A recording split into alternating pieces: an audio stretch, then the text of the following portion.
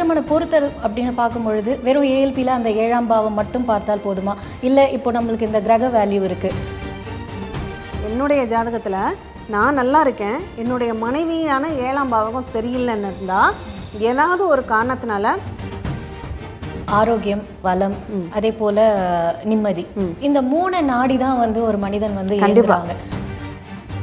இப்போ எனக்கு பணம் இருக்குது, ஆரோக்கியம் சரியில்லை, சுகர் இருக்குது, ஸ்வீட்டு பார்த்துட்ருக்கேன், அதை வாங்கிக்கக்கூடிய கெப்பாசிட்டி எனக்கு இருக்குது, ஆனாலும் சாப்பிட முடியாது. வணக்கம், நான் ஏஎல்பி ஜோதிடர் காயத்ரி. இன்னைக்கு நம்ம கூட இணைஞ்சிருக்கிறவங்க யார் அப்படின்னு பார்த்தீங்கன்னா, ஏஎல்பி ஜோதிடர் ஆசிரியர் ஸ்ரீ குரு டாக்டர் சாந்தி தேவி ராஜேஷ்குமார் அவர்கள். நம்ம ஜோதிட ரீதியான கேள்விகளும் சரி, நம்மளுக்கு தனிப்பட்ட ஒரு வாழ்க்கையில் நடக்கிற ஒவ்வொரு கேள்விகளுக்குமே வந்து பதில் தெரியாமல் ஒரு புதிராகவே எப்போவுமே நம்ம இருக்கோம். ஸோ உங்கள் சார்பாக வந்து இன்றைக்கி நான் மேம் கிட்ட நிறைய கேள்விகள் கேட்க போகிறேன்.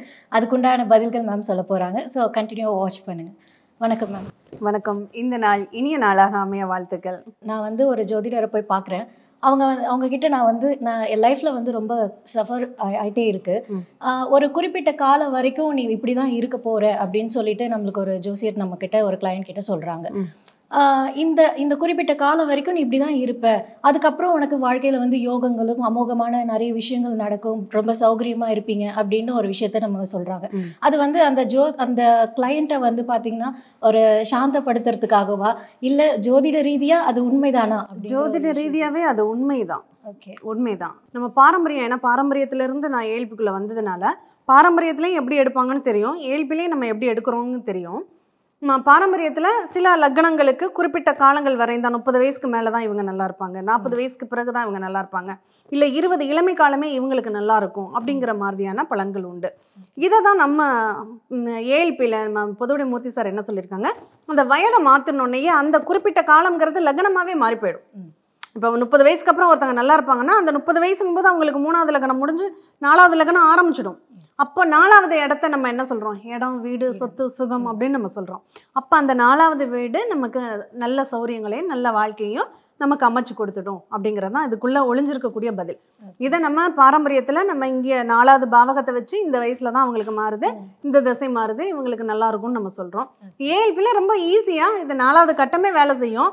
அப்போ அவங்களுக்கு இடம், வீடு, சொத்து, சுகம் சார்ந்த கேள்விகள் தான் அங்கே இருக்கும் அப்படிங்கிறத வச்சு நம்ம பலன்களை சுலபமாக சொல்லிட முடியும். இப்போ அதே போல் ஒரு சிலருக்கு வந்து ஒரு குறிப்பிட்ட வயது, இப்போது 30 வயதுக்கு அப்புறம் தான் வந்து லைஃப் நல்லா இருக்கும் அப்படின்னும் பொழுது, ஒரு பெண்ணாக இருந்தாலும் சரி ஆணாக இருந்தாலும் சரி, உனக்கு திருமணம் ஆன பிறகு தான் உன் லைஃப்பில் வந்து ஒரு சர்டின் டர்ன் அரவுண்ட் அந்த மாதிரி ஆகும் அப்படின்னு சொல்லி ஒரு விஷயங்கள் இருக்குது. கண்டிப்பாக உண்டு. அந்த மாதிரியான விஷயங்களும் ஜோதிடம் இது லைஃப்பில் மாற்றங்கள்ங்கிறதுக்கு மட்டும் இல்லை, ஒருத்தங்க யாராவது கொஞ்சம் டோட்டல் மென்டலி அப்செட்டாக இருக்காங்கன்னு வச்சுக்கோங்க, அப்போ சொல்லுவாங்க நம்ம கிராமப்புறத்தில், அவன் பைத்தியம் மாதிரி இருக்கான், முதல்ல கல்யாணத்தை பண்ணி வை, பைத்தியம் தெளிஞ்சிடும் அப்படின்னு சொல்லுவாங்க இல்லையா. அந்த மாதிரி தான் ஒரு சிலருடைய ஜாதகத்தில், ஏன்னா நீங்கள் ஏஎல்பி படிச்சிருக்கிறதுனால உங்களுக்கு இது புரியும்னு நினைக்கிறேன்.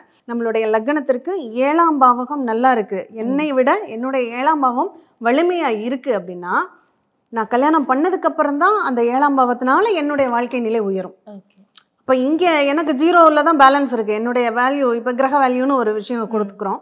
இந்த கிரக வேல்யூ ஜாதகர் வந்து 35 தான் இருக்கார், ஜஸ்ட் பாஸில் தான் இருக்கார். ஆனால் 7ஆம் பாவம் 85 இருக்குது. அப்போது இவர் எடுக்கிற முயற்சியை விட இவருக்கு வரக்கூடிய வாழ்க்கை துணையினால் இவருக்கு ஏற்படக்கூடிய முயற்சிங்கிறது, வெற்றி வாய்ப்புகள்ங்கிறது அதிகமாக இருக்கும். இப்போது திருமணம்னு வரும்பொழுது 7ஆம் பாவம் எப்படி இருக்குது அப்படின்னு நம்ம பார்க்குறோம்.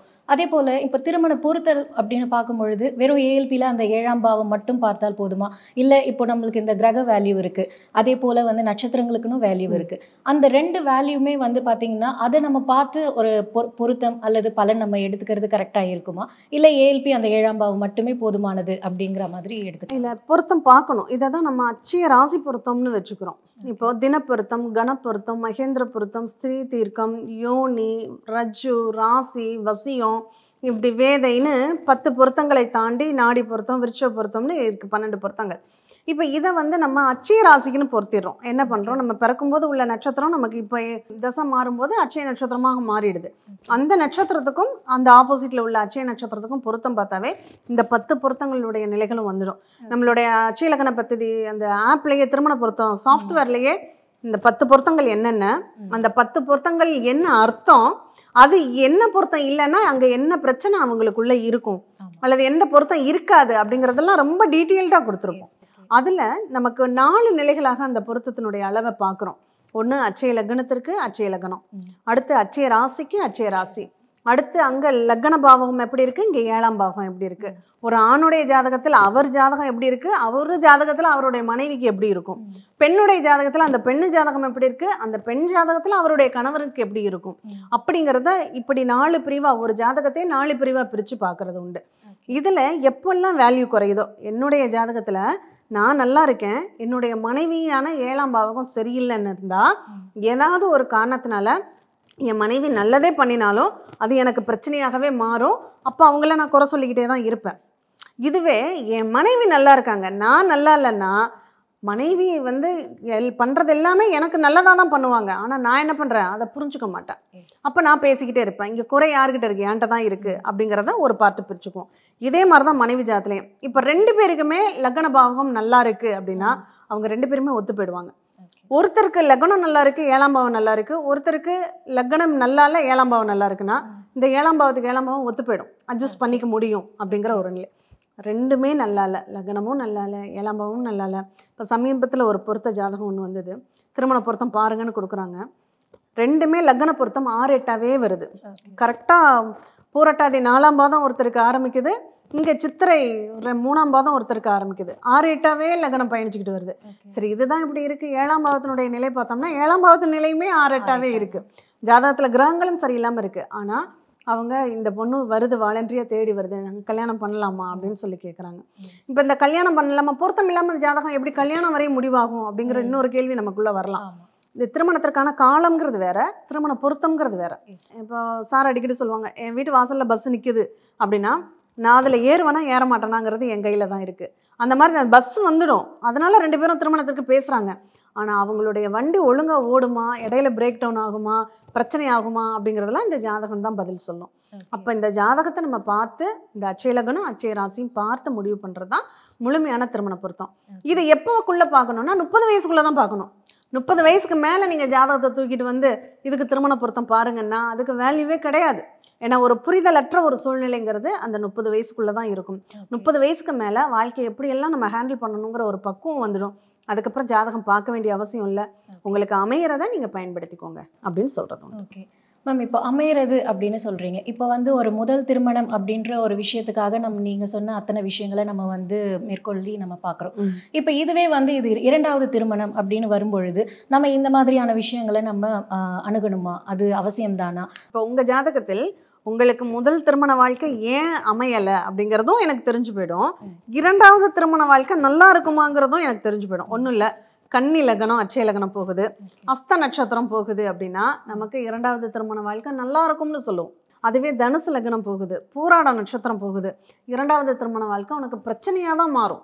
அப்போது 2வது திருமண வாழ்க்கை எனக்கு பிரச்சனையாக இருக்குன்னு தெரிஞ்சால் நான் அதை எப்படி ஹேண்டில் பண்ணுறதுன்னு தானே பார்க்கணும்.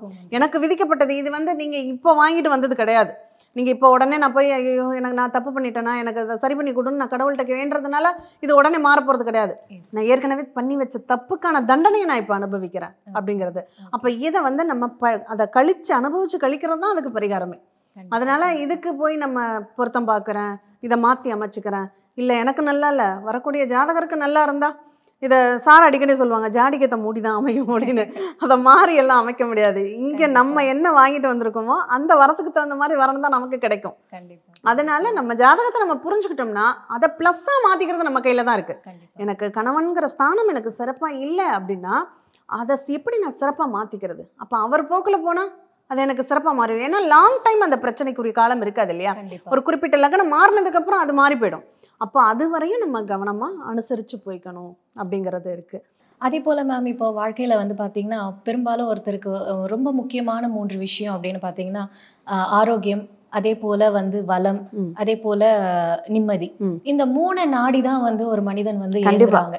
அப்படி இருக்கும் பொழுது இந்த 3ல் ஏதாவது ஒரு விஷயம் வந்து ஒருத்தருக்கு வந்து கிடைக்குது அப்படின்னா கூட அந்த வாழ்க்கையோட ஓட்டம் வந்து ஓரளவுக்கு சீராக இருக்கும். இந்த 3மே எனக்கு பிரச்சனையாக இருக்குது, எனக்கு உடல் வலிமையும் இல்லை, எனக்கு ஆரோக்கியம் இல்லை, எனக்கு நிம்மதி இல்லை, அதே போல் வளமும் இல்லை. இந்த 3மே இல்லாத நான் வந்து என்ன பண்ணுவேன் என்னோட வாழ்க்கையில்? அவங்களுக்கு நம்ம ஒரு ஜோதிடரை நம்ம என்ன சொல்லுவோம்? நிம்மதி அப்படிங்கிறது 1, 5, 9. நம்ம ஜாதகம், பூர்வ புண்ணிய பலம், பாக்கியம், இது 3 இருந்தால் நிம்மதி கிடைக்கும். இந்த 3ஐயும் முதல்ல நான் வாங்கிட்டு வந்திருக்கேனுங்கிறத நம்ம முதல்ல செக் பண்ணணும். அப்போ இது 3ம் நான் என்ன எடுத்துகிட்டு வந்திருக்கேங்கிறத சொல்லி கொடுக்கக்கூடியது. அந்த 3ஐயும் நம்ம முதல்ல பார்த்துடணும். இந்த 3 நல்லா இருந்ததுன்னா நிம்மதிக்கு குறைவே கிடையாது. அடுத்து செல்வ வளம் அப்படிங்கிறது 2ஆம் இடம், 11ஆம் இடம். அந்த மகிழ்ச்சி, செல்வ வளம் அப்படிங்கிறது அந்த 2ம் 11ம் தான் நம்ம எடுத்துக்கிறோம். இந்த 2ம் 11ம் நல்லா இல்லைன்னா கூட நிம்மதி, பணமே இல்லைனாலும் நிம்மதியாக இருக்கிறவங்க நிறைய பேர் இருக்காங்க இல்லையா? அப்போ அதுவும் இருக்குது அப்படின்னாலும் நம்ம அதை பேலன்ஸ் பண்ணுவோம். இருந்தாலும் அதை சரி பண்ணிக்க முடியும், இல்லைனாலும் சரி பண்ணிக்க முடியும்.